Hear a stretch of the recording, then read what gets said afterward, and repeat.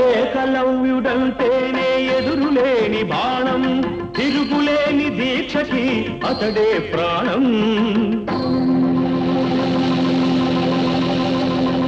కులం తక్కువని విద్య నేర్పని గురువు బొమ్మగా మిగిలాడు.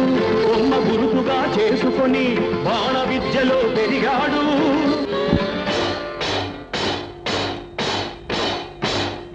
హుటాహుటిని ద్రోణుడప్పుడు తటాలు మన కదలి వచ్చి పక్షపాత బుద్ధితో దక్షిణ ఇమ్మన్నాడు.